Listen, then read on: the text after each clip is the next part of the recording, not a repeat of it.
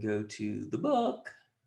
All right, so the book creator you never knew, that is today's session. First off, my name is Jon Smith. I am the iPod teacher on Twitter. So if you're on Twitter and you want to give me a shout out, that's great. And I'm also Jon Smith at bookcreator.com. So if you have any questions after this, you can feel free to hit me up at either place and I'll be happy to answer those questions for you. A little bit about me. I taught special ed for 12 years. I was a technology integration specialist for 7, and now I'm working as Book Creator's teacher success manager. So basically a little bit of sales, traveling, speaking, conferences, webinars, trainings, and just basically making sure that teachers are successful in their implementation of Book Creator in the classroom. So I'm glad that you're here today. And this is one of my favorite webinars now. I've only done it one other time, but it's quickly risen to the top of my favorites list just because it's some different things that you may or may not know about Book Creator. Suwan, can you go ahead and let us know who you are since you're here helping us out, which I very much appreciate? Sure. Yep. So I'm Suwan. I'm from Bristol in England.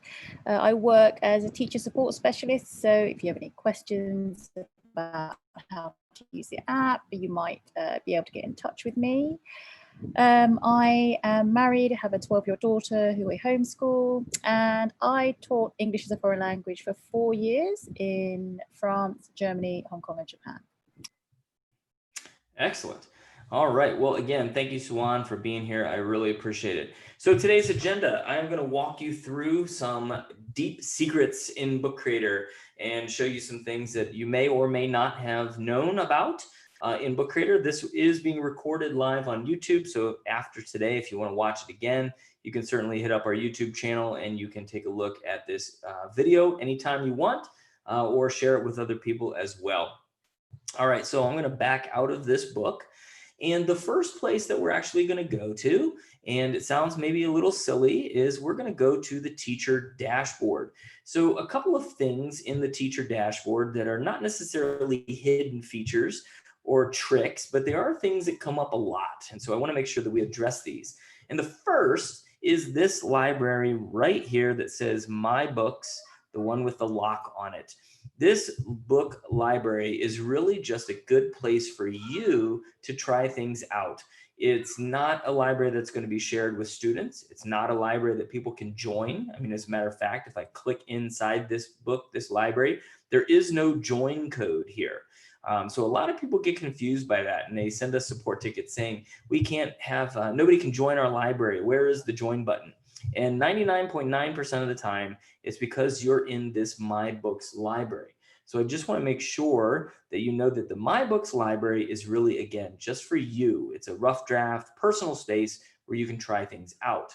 When you go into your other library, so depending on what plan you have, anywhere from 1 to unlimited libraries, when you go into that library, you will then see the invite code that allows you to invite your students.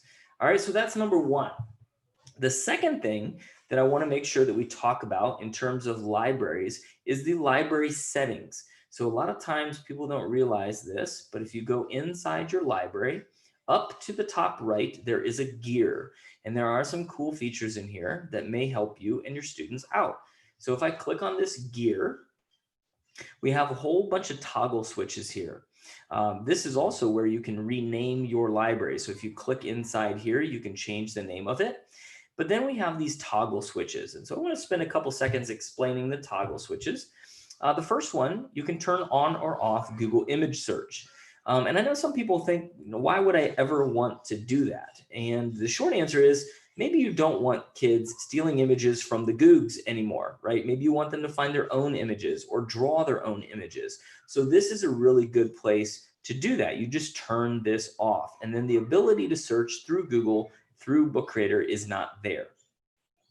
The next button down is the ability for students to edit their own books. I know when I first saw this one, I thought this was a joke. Why wouldn't I want a student to be able to edit their own book? And the reason this is here is because of deadlines. So let's say that the book is due on a Friday. Well, on Saturday morning, I can turn this button off, and then students are no longer able to come into my library and edit their book. So this is specifically used, I think, mostly for deadlines. All right, so that's a cool feature. We do have the ability for students to read each other's books or not, so you can turn that on or off.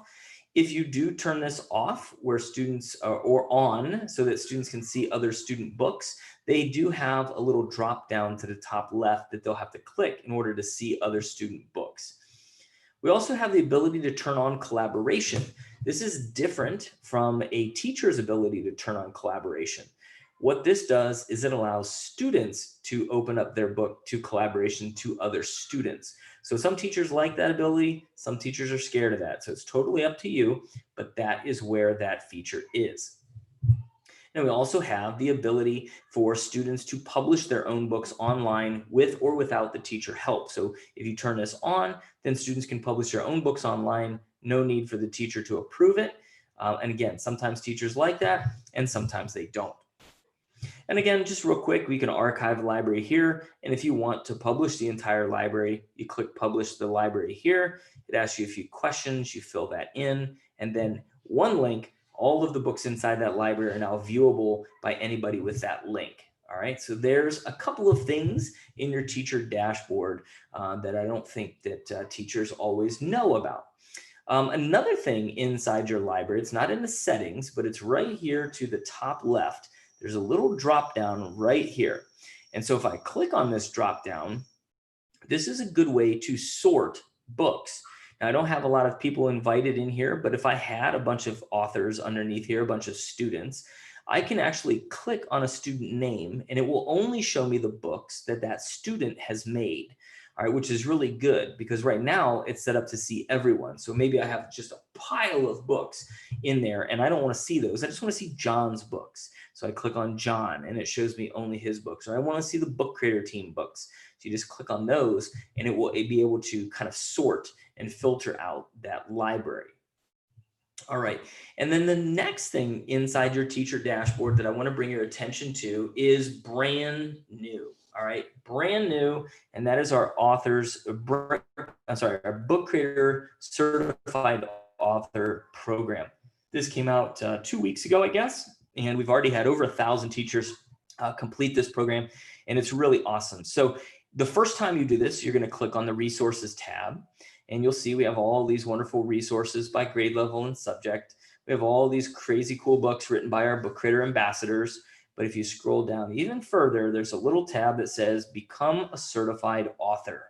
All right. And so once you click on view the course, a new tab will appear in your dashboard, and that is the certification tab. And so in the certification tab, we now have 14 videos, all taking a deep dive into book creators features and a quiz. And if you watch all of the videos and take that quiz and pass, you are now a book creator certified author, and you will get a badge and you will get a certificate. And now it's awesome. All right. And I see quite a few people in the comments already saying I've done it. And it's awesome. Okay. So there you go. This is the book creator certified authors program. All right. So take a look at that, become book creator certified, and you'll love it. All right. Well, hopefully you'll love it. All right, so let's go ahead and get into an actual library and into a book here, and we're going to take a look at some of the secrets that lie within Book Creator. All right, and so the first thing, the first secret or trick, I guess I should say, that I'm going to address is under the plus button and shapes. All right, and so I'm going to pick a shape here. I'm going to go with my circle, and I'm going to make it a little bit bigger. And I have to admit that I was embarrassed of myself the first time I saw this trick done. I watched Monica Burns do this and I was shocked. I didn't think that there was anything I did not know about Book Creator, and I was wrong. All right, so what I'm going to show you here is a very cool trick for making a Venn diagram. Because in the past, this is pretty much what I would have done, and it looks less like a Venn diagram and more like a set of Mickey Mouse ears, right? And so I was kind of like, how did she get that Venn diagram in her book? And so when the shape is clicked on, so I click on it, it's outlined in blue. I go up here to the inspector button. And under the inspector button, the first option is color. So I'm going to go to color. And I've always seen this, but I've never really paid attention to it, obviously. You see all these colors, but there's one here that says none. All right, and so again, I just always kind of ignored it and didn't really pay much attention to it, but I'm going to go ahead and click none. All right, and now obviously it makes our color or our shape invisible, which doesn't seem all that important, all right, or all that useful just yet. So after I click on the shape, I go to my color, it was none. I'm going to turn on either a shadow or a border, right? And in this case, I'm going to turn on border. And when I turn on a border, it gives me the option to choose a border color. So I'm going to choose red. I'm going to go back. Now I can choose the border thickness. All right. And I think you know where I'm going with this now. So now I have this shape that has no background, but it has a border. So I'm going to take that and copy it, paste it, and now I have a Venn diagram.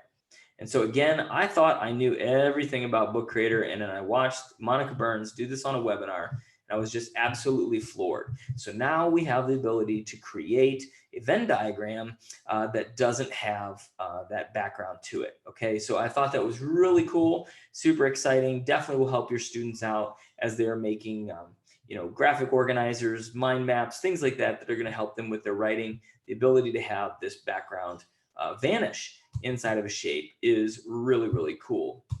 And again, it's just maybe even not just Venn diagrams, maybe it's a cool way to make picture frames that go around it. All right. So he's trying to do this week with Venn diagrams and couldn't figure it out. So Karima, hopefully now you have the answer to your question. All right. So I love the ability to do Venn diagrams. Another thing that I don't think people sometimes think about is using shapes kind of as graphic organizers. I mentioned it a little bit, but a lot of times when we think of shapes, we just think of adding, making a house or making a car or making Mickey Mouse or something out of a shape. But if you do put them in some kind of order like this, you could make a graphic organizer. You could make those Venn diagrams. You could make mind maps. You could make all kinds of things that are going to help your kids brainstorm and get ready for that writing activity. All right, so that's shapes. Suwan, do we have any questions that need addressed yet? We could do. Let me just have a look. So Paul Hopkins is wondering about embedding. Can we embed widgets, for example, from book widgets or other creative tools? So that's a great question. And Paul, it's funny that you mentioned this because we're actually going to talk about embedding right now. And so I'm going to go ahead and go to the plus button, media, and import. And under import, there's a section here for embedding content. I think a lot of times people stop at YouTube videos, right? There's a good way we can embed YouTube videos, which is awesome. But there's so much more that you can do. So you can embed content from YouTube, Vimeo, Desmos calculators, Padlet, Flipgrid, Explain Everything. Basically anything that has an embed code, you can put right into your book. And so to address Paul's question, Paul specifically mentioned, I think it's book widgets. Let's see if it's bookwidgets.com. Yep. So with book widgets, this was a tool that was specifically designed, I think, in the past for iBooks Author. And it allows you to create some really cool widgets. I don't share this very often, mostly, Paul, because it does cost money. But there are some pretty cool free widgets that you can build. And when you build those widgets, you can take the HTML code and you can put that into an iframe. And once you put that into an iframe, you can add it here into your book. So the short answer is yes, it can be done. The longer answer is that it may take a little finagling. And if you're not super familiar with book widgets or iframes, it may take a little while, but you can certainly do that. I've tried it and it does work. So it puts a little widget on your page, click on it, pulls it up in a pop-up, and it's pretty awesome. So definitely something that you may want to take a look at if you're interested in extra types of widgets that you can put into a book. All right. But again, with the embed code, I'll show you YouTube here quickly, and I'll show you a small little trick with YouTube that I think sometimes people overlook. So if I go to YouTube and find the video I want, I'm going to go ahead and pause this so we don't have to listen to this. Under the video, there's a share button. And when I click on the share button, there's an embed button to the left. And so I'm going to click on the embed button. and I'm going to click this code right here, right? I'm going to copy that code and put it into my book. But the little trick that I think that sometimes people ignore is right here, there's a start option. And so if I click this button, I can choose where I want to start the video. So if I want the video to start at 1 minute, I choose that and it changes the code so that when I go back and paste it into my book, confirm the link, add it to the book, there's the video, I click play and it's going to start it at the 1 minute mark. All right, well, actually, it didn't do it that time. Maybe that doesn't work. It did the other day. So keep that in mind. Bad demonstration, John, bad demonstration. All right, and then you says you can set the end time as well. So with some videos, now in this one, it does not allow us to do that here. It does maybe if I share the link, but not when you embed it into Book Creator. All right, but there is the way to embed the content into your book. I do want to go back here though and show you in the teacher dashboard under resources, one of our teacher made books is Embedding Content. And if you click on the Embedding Content, this book will show you a lot of different ways that you can embed Book Creator. So, or other tools you can embed into Book Creator. So YouTube, Google Maps, Google Sheets, Docs, Forms, Slides, even Google Poly, right? You can do a 3D virtual tour inside of a book, right? So if I go here and click on the link, then this is what it will look like. So this is a tour of, I think this one was Machu Picchu. But as it pulls up the video inside my book, I can click and drag and look around and click on all kinds of little tabs and things to learn a little more information. All right, so really cool stuff. So you can embed Google Poly into your Book Creator book. So definitely worth checking out the embed feature, because basically anything that has an embed code, you can put directly into Book Creator. All right, which makes it super, super powerful. All right. Let's go out of here. Let's go back into our book. All right, and maybe in the chat window, you have some other ideas that you've used in embedding content into your Book Creator book. So if you do have other sites that you've been able to put in there, please let us know so that you can, so that we can go ahead and share that out with everyone as well. All right, and I just saw a feature here, a question that said, when will there be a feature that enables you to crop pictures? And so hold on to that, Carolyn, because I think you're going to be happy here in just a minute. All right, another thing that I think that I want to talk about here is under the media tab, and that is the pen tool. And so the pen tool, I think a lot of people have seen the pen tool. We've got this pen icon, and we've got a marker, brush, crayon, and a highlighter.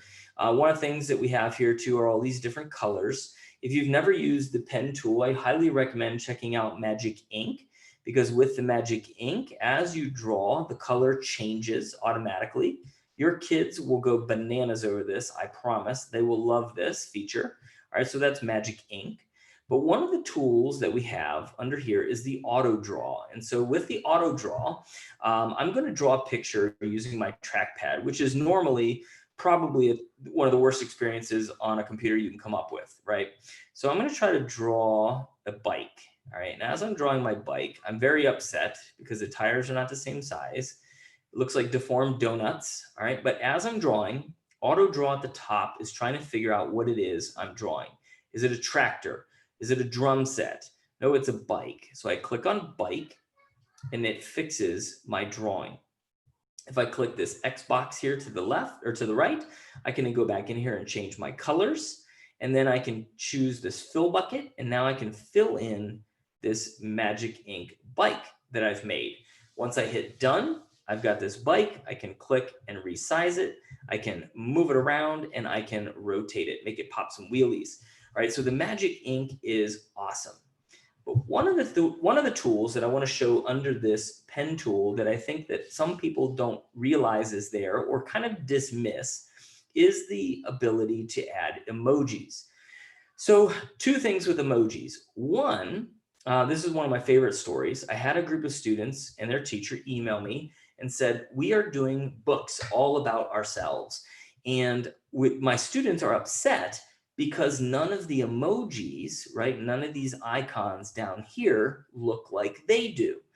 And I was kind of like, oh my gosh. And I remember sending a message to the development team saying, how can we only have like one shade of emojis, right? Like, how is that even possible? And I found out that I was wrong. And so here's a feature that I think a lot of people don't necessarily know is there. But if you click on the hand emoji at the top right, you can now change the skin tone of your emojis. And when you do change the skin tone and you scroll down, all of your emojis will change, right? So your skin tone will match what you chose from this menu. All right, so you can choose different skin tones here. And again, the emojis will match. And so when I shared that with the teacher and with her students, they were thrilled, right? They absolutely love the fact that they were able to change the skin tone. All right, so that's one thing with emojis. The other thing with emojis, and again, I'm going to steal this out of Monica Burns' playbook, is a lot of times when we think of emojis, we think of emojis as just these annoying things that go at the end of text messages or tweets, right? And they don't really have any value to them.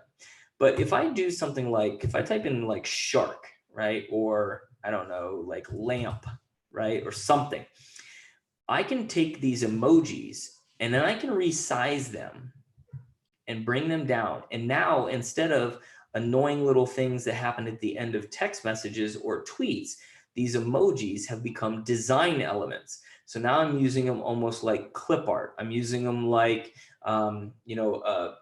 object library or things like that. So these are really cool, especially if you have students that you don't want to use the Google image search. You could have them use emojis to find these different features that they may want to add to their book.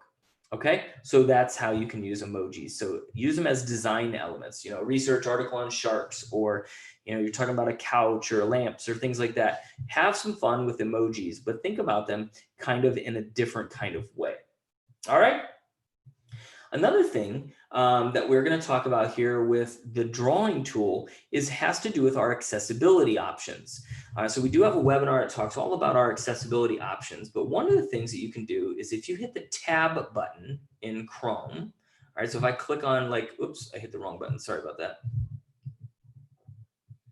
So if I hit the tab button, you can see that my books here to the top left is now outlined in blue. So as I use the tab button, I can scroll across the page. So I get to the plus button, I click the return. All right, I actually want to go to a blank page here. Sorry about that. I click on the plus button, I hit tab, and then I see it's on media. So I click on media with the return key, tab across, and then tab down to the pen tool, hit return. Now my pen tool is outlined in orange. And what I can do with this is if I hold down the space bar and click and touch on the arrow keys of my keyboard, I can now draw using the arrow keys. All right, so I'm not using a trackpad. I'm just using the arrow keys. So I can draw all kinds of different things here. Now, there's a special trick that I did not know about. If I hit Shift and then the space bar and then the arrow key, I can make my keystrokes even longer, which may make the drawing go a little bit faster. All right, so you can do some cool things. It's kind of like the book creator version of an Etch-a-Sketch, right? You can have a lot of fun with this. And there are definitely some other features that you can use with the arrow keys. So if I click done, for example, and I click tab and go all the way across, I can actually click on my image. And then if I hit the space or the arrow keys, I can move my image up and down with the arrow keys. And again, if I hit Shift, I can move that in giant chunks, all right, bigger movements. So one of the features in Book Creator now is the ability to draw and navigate with your keyboard only and not necessarily the trackpad. All right, so that's a pretty cool feature to have. All right, excellent. Suwan, do we have any questions we need to get to before we get to images? John, we have two questions from Sharon.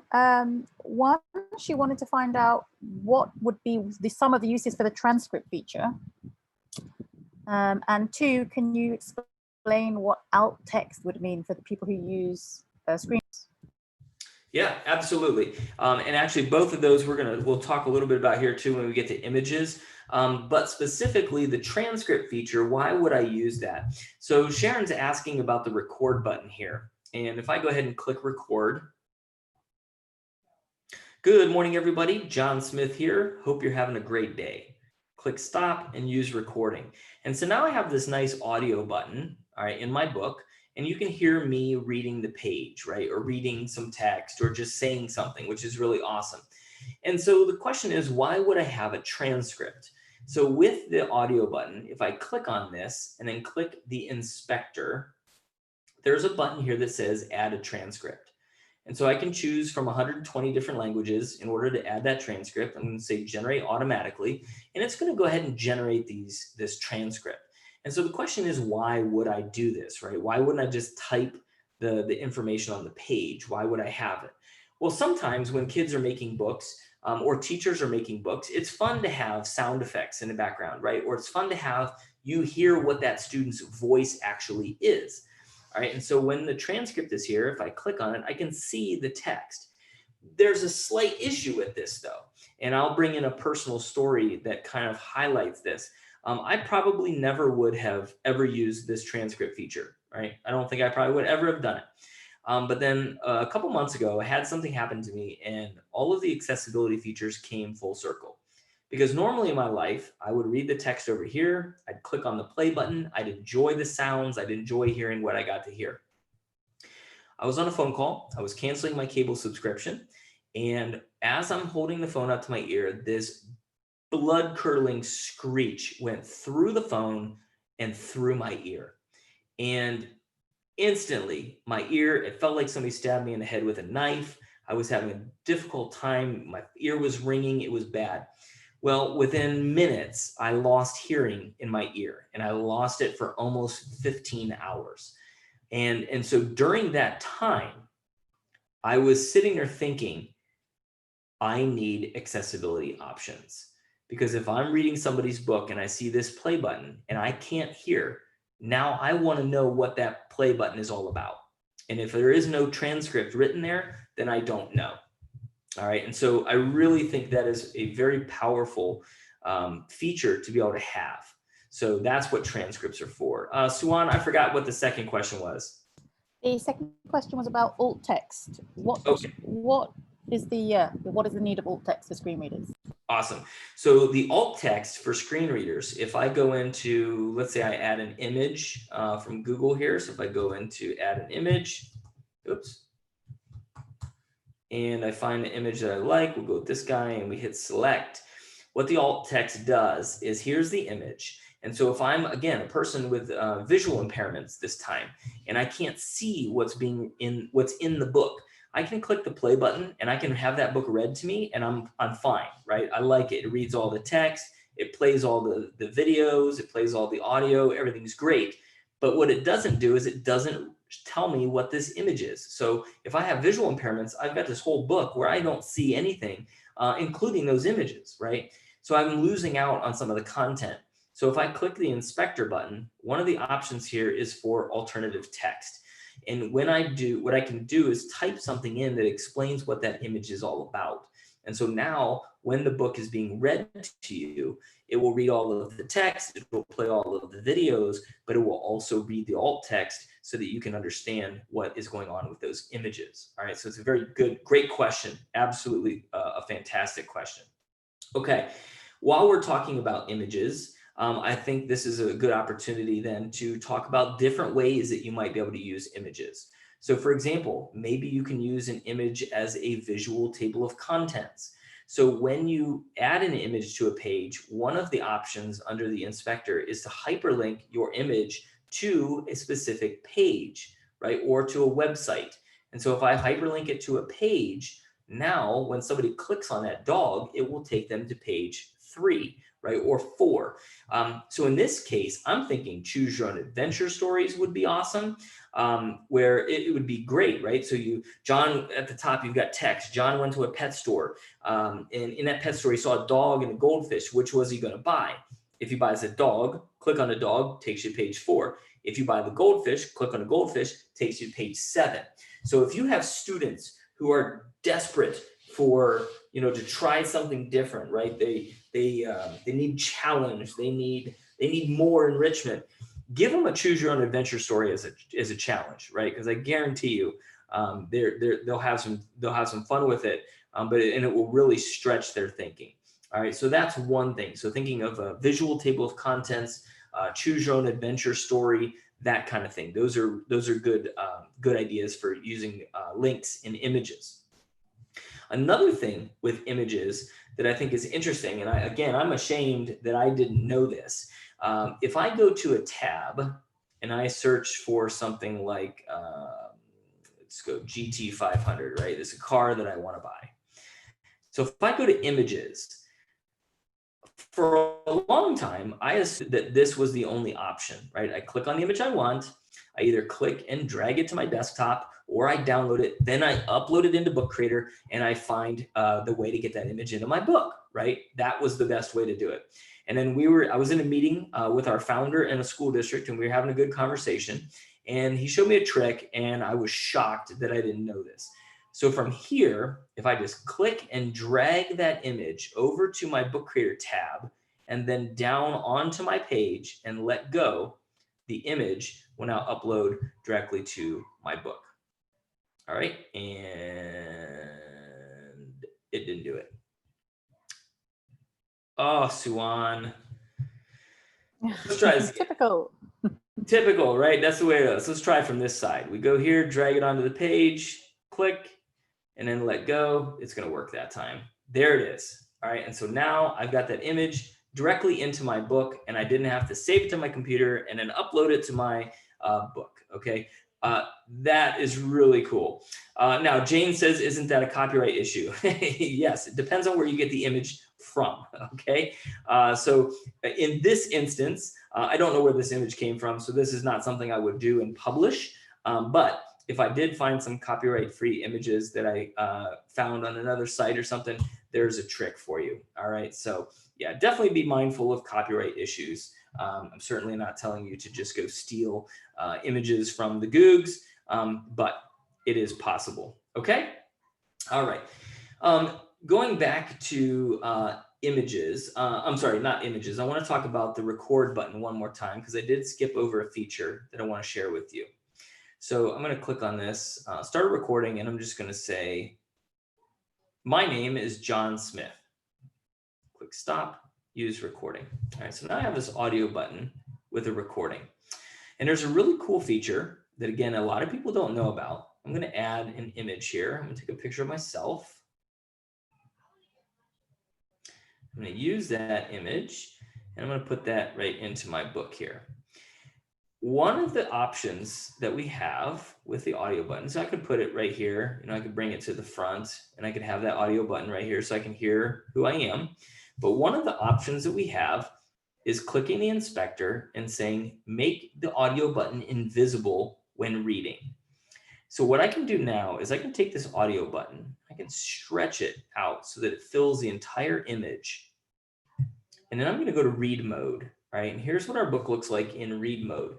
But when I hover over the image now, I click on it. My name is Jon Smith. And so now I have an invisible audio button that's hidden inside of the book. And so I love this feature, mostly because you can put like hidden audio hotspots inside your book where students are able to, go through and, search for things and little audio image or audio buttons. I think that's really cool. But one of the better ideas that I've heard for using this audio button, this invisible one, is to take images that are personal to students and make a touch board. So if you have a student who is nonverbal, for example, you can, a lot of those students have those touch boards where they will click on something or push a button and it will read and tell you what they want. So if the student wants something for lunch, they go to the lunch page on their button, they click it, it says, I want lunch. Well, now you can make these books that are very personal to the students, and you're saving thousands and thousands and thousands of dollars over those tools that allow you to do the same kind of thing. So anyway, I wanted you to think about that as a cool feature, is being able to hide that audio hotspot for your students. So whether it's using it for nonverbal students or whether it's just for hidden audio spots for your students to find, I think that's a really cool idea. In one of our template books, there's a picture of an orchestra and it has hidden audio hotspots. And so if you click on certain parts of the image, it will play instruments, right? So I think that's a really neat a really neat feature. All right, the next spot that I want to spend a little bit of time on is comics. And so I'm going to go back specifically. I think the question, it came from, I think it was Cheryl. They had the question about cropping, right? When are you guys going to have cropping? All right, that is a question that I think we get a lot, probably every day, every other day, asking when we can have photo cropping. And the short answer is I don't know when that's going to be available. And the longer answer is it's already there. All right. And so we're going to show you what I'm talking about. So I'm going to click the plus button and I'm going to add a panel from a comic. And I'm just going to add a single comic panel here. And what I can do is I'm going to add a photo. All right. So whether it's from the Google or whether it's from my computer, we'll just use my own photo here. I click use picture and it adds it to the panel. Now I know a lot of you are already thinking like, look, I know how to do this, John. I know how to add a photo into a panel. That's not cropping. Well, not quite. But what you can do is if you two-finger click or right click on the panel, one of the options is to unlock the panel. And so now that the panel is unlocked, I can scroll the little buttons over and click the little arrow here and get things just the way I want. And now what I have is I have a cropped image using the comic panel. All right. And so I know that I see a lot of people saying that's cool, right? So that's something maybe you haven't seen before. So now I can take this image again, I can move it around exactly the way I want it to be. And it looks like a cropped image. However, it still has this outline around it. Well, if you click the image and then click the inspector, there is a button here that says I can add a shadow behind the image if I wanted to, or I can choose a border. So if I click on border, I can turn the border off. And when I turn that border off and click back on my page, now I have a cropped image that does not have a black border around it. All right, so hopefully that will help you figure out ways that you can crop images using the tools that we already have built into Book Creator. All right, I know it's not a full-fledged cropping tool, but it is available. Another thing that I think people sometimes don't necessarily do or realize is that they will start a comic panel and they find the image that they want and they add it in there. And then after the fact, they decide that they want to change this, right? I don't want one panel on this page. I want 3. And then now I got to delete the page and I got to restart and I got to do all this stuff. Not necessarily true. So if I click the plus button, go to panels and change my panel style, it will leave the image that you have in the first panel and then add 2 more. So now you can change this comic panel styles on the fly, and the images that you have in the pages will remain. All right. So that's pretty cool.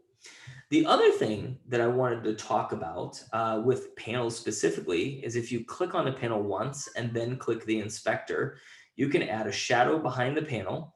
You can change the border, but again, you can change the border color of your panel and even the border width. So I have these comic panels, but instead of all of them just being these thin black lines, now I can really change them up and have some fun with them and really change the way, have them change the way that this is.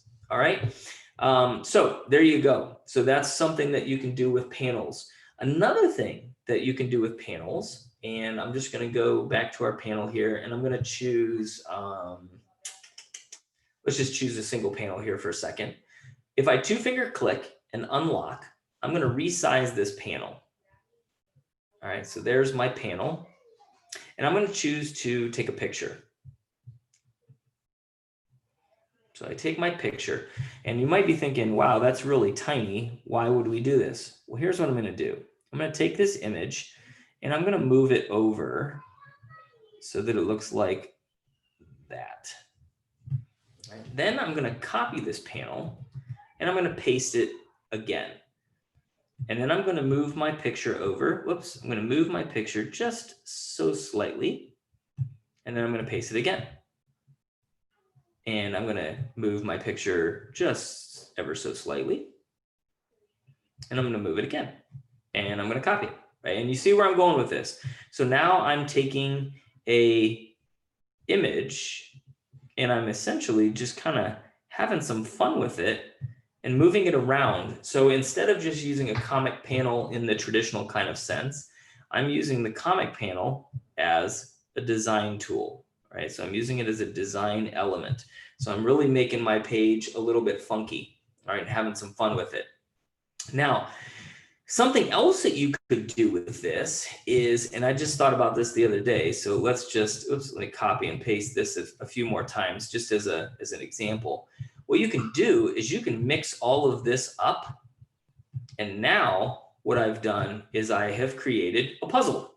So when your students make a copy of this book, they can start moving things around until they have a completed puzzle. So now you can make puzzles in Book Creator. All right, so again, using panels as design elements, just having a little bit of fun with this, that's something that you can do. All right, so hopefully that gives you a little bit of ideas of some things that you can do with those comic panels. Oh, I have another one. A lot of times people will ask us this: can we add a video to a panel? All right, so we know that we can add photos in here, right? Very easy to do, but can I make this last panel or this panel or this panel, doesn't matter. Can I make those a video? And there's some long technical engineering reason why you cannot do that, right? You cannot put in a video in this panel. However, there's a workaround. If you two-finger click and cut that panel out, I'm going to go back to my plus button, media, and I'm going to use the camera, and I'm going to record a video. All right, so it gives you that little countdown. Get out your burp. Good morning, everybody. I just made a video panel. Hit use. And now that video, I just resize it so that it fits closely to what I want. All right, as close as I can. All right, now I'm on the last page. So this is probably better over here because I can make it just a little bit bigger. We'll put this one down here to make it kind of match the way we wanted. All right, so I've got my video here. It kind of looks like a panel. And then I just take this little plus button, add some text in here, say, watch this. And now I can take this and fill in some of that white space that we don't necessarily want there. And now I've taken a video and made it look like a comic panel. All right, so there's fun things that you can do if you just kind of think outside the box a little bit and kind of play around with things. All right, awesome. So there you go. Couple of other things that are just kind of goofy, and I think about these when I think of comic panels. If you go to the inspector button, you can change the page style, right? You can change the background to different comic panels or comic styles, whatnot. I was in a group with a second grade classroom one time, and I had a student ask me, Mr. Smith, can I do half of this page in blue and half of it in yellow, but keep the same style? And I was like, no, you can't do that. And he's like, oh, come on, there's got to be a way to choose two backgrounds for the same page. And I was like, no, there's really no way you can do that. Well, within a couple of minutes, the kid came back to me and said, Mr. Smith, I have the answer. And I said, okay, I'm curious. So what he did was he actually screenshot the half the page in one color, and then he changed the background to a different color. And then he took the image that he screenshot, dragged it onto the page, and resized it just a little bit until he had a page with two different panels or two different color options for the background. Right now, I need to resize it so it fits a little bit better, but there you go. You get the idea. But now we have a two-color page, even though it's just a single page. All right, and yeah, this was a second grader, right? And so second graders are super, super smart. Yeah, anyway, it's really cool. All right, so the kid was determined. I think he spent probably the majority of class figuring that out.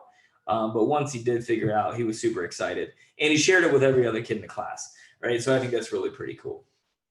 Okay, a couple of other things that we want to talk about here today before we run out of time. Can Book Creator Online sync with Book Creator on the iPad? And the short answer is it does not. The Book Creator app is completely separate from the online account, but there are ways you can get books from one place to the other. So underneath the book, there is a share button. And so if you click the share button, you can download your book as an ebook, and it comes down as an EPUB file. And when you do this, you can then email that EPUB file or airdrop it to a student iPad. Then that student can open that in Book Creator on the iPad. And then they are able to view your book on the iPad. They can manipulate it, they can edit it, they can do what they need to do. Same holds true in reverse. So if you have a book that you created on the iPad, you can export it as an EPUB. And when you do that, let me just go ahead and download this one as an EPUB.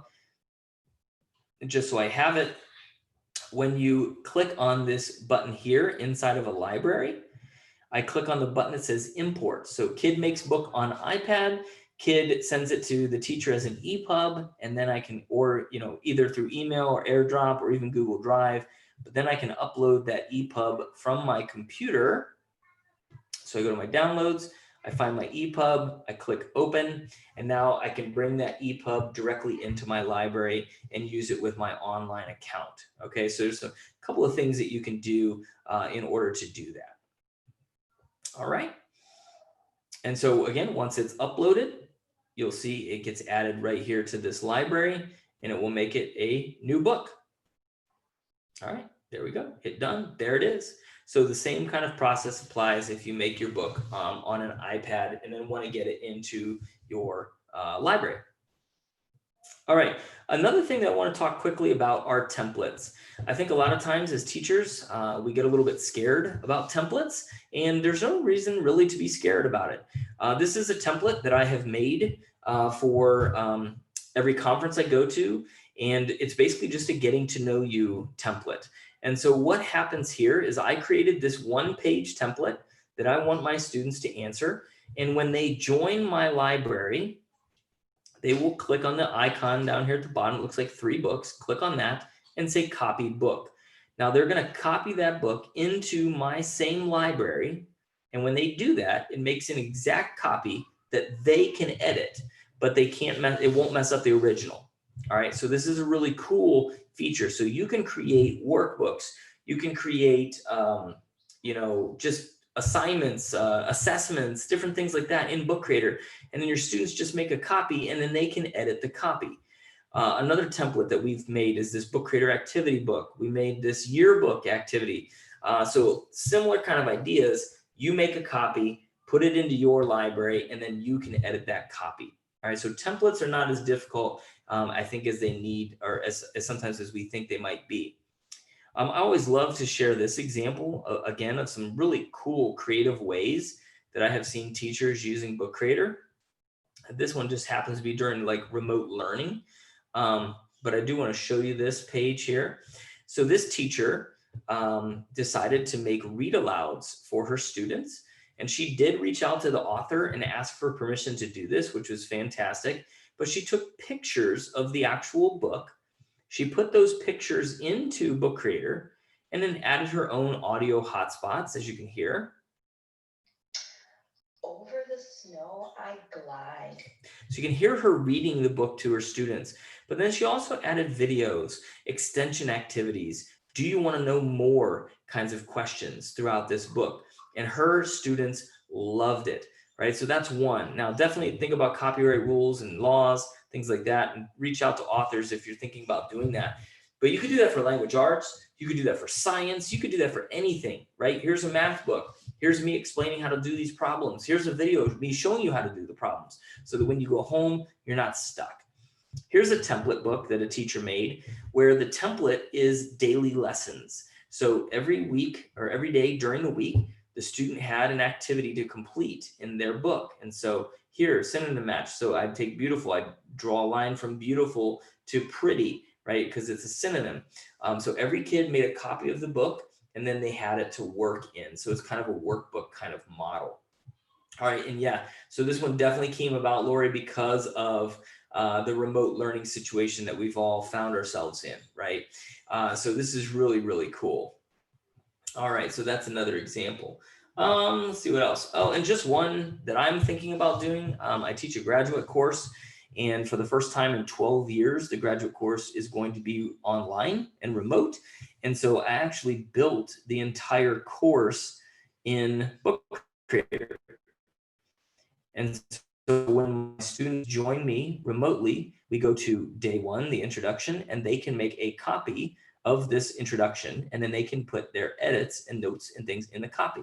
And then day two or day one, same kind of thing. There are different activities and things that I want the students to do. And while they're there, they make a copy, and then they can go through and edit their own version of the book. All right, so some pretty cool things.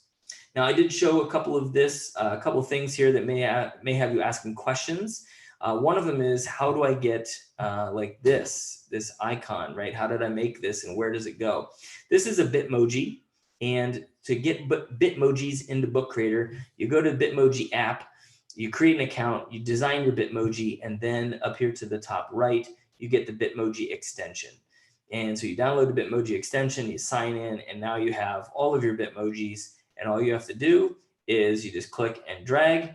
You drag that Bitmoji to your page, and there it is. Now you have a Bitmoji. And it's just another way for you to spice up your books. All right. Anyway, I am super, super excited that you were here with me today. I am going to back out of this book. I'm going to go back into our library that we were just in. Hopefully you learned some new things about Book Creator that you never knew before. And if you have other things that tips and tricks like that, feel free to email me those tips and tricks. That would be great. And I'd be happy to put those into a future webinar of ours. But if you don't have any questions, you're free to go. Enjoy the rest of your day. Be safe out there and happy bookmaking.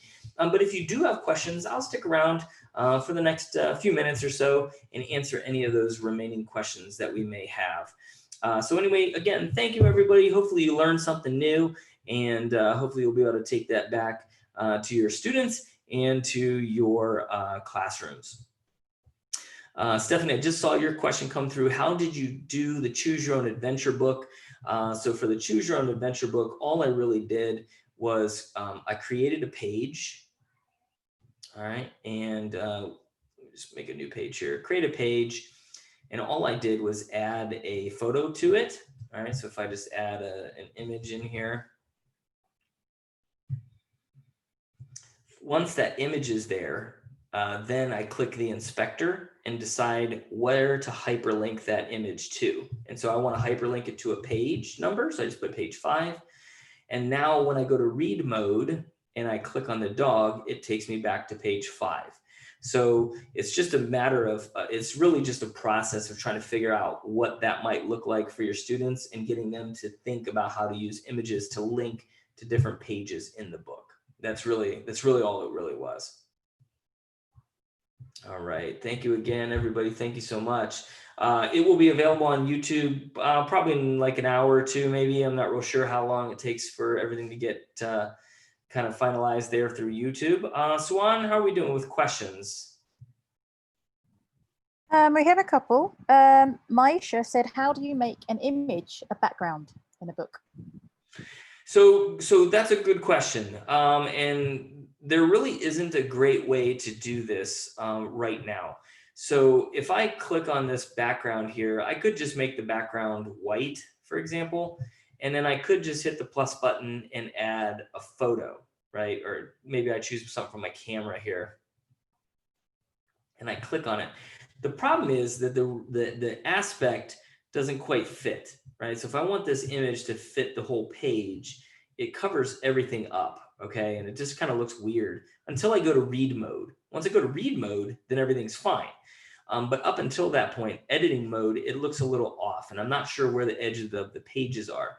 So for me, what I do usually is I just, if I want an image to be the entire background, I will download that image to my computer, and then I will just resize it. So for me, I'm on a Mac, I go to preview, I adjust the image size, and the image size is 900 wide by 675 tall.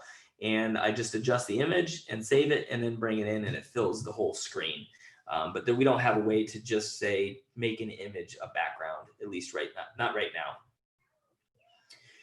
now. So Rose, I mentioned 2-finger click on a border. Can you explain what you mean by 2-finger click? So on my Mac, on my trackpad, if I take 2 fingers and push down and 2-finger click, it pulls up that right click menu. But if you don't have a Mac or a trackpad that does 2 fingers, you would just right click on your trackpad or your mouse, and you'd be able to get that same kind of feeling. And could I show the puzzle page? There's the puzzle page, and show how you did it. So basically with the puzzle page, all I did was pick a panel. I resized that panel and then copied and pasted that panel quite a few times. And then I just clicked inside the panel, clicked the little arrows, and moved things around so that the images match the way I want them to match. All right, so like this image and there's my shoulder, and then I match this one up to match the rest of my shoulder.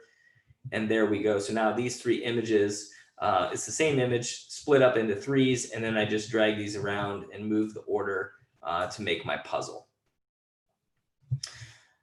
Kathy, so for a background, there is not one of the standard ones available in Book Creator. You would select and resize the image to fit the page and lock the image. That's correct, Kathy, at least right now.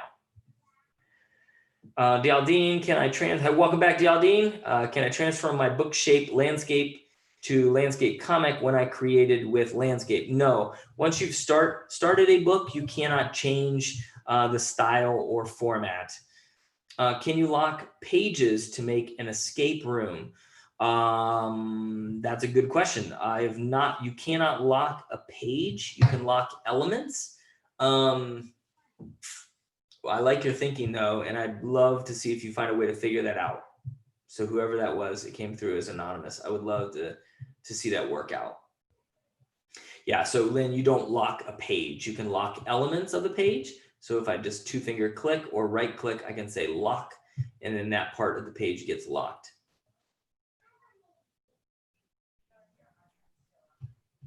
All right. All right. Oh, and Keith, can you show how to get to the Book Creator Certified Author page again? Yes. So if I click My Books and get out of here, up to the top left, there's these 3 lines. Click on that.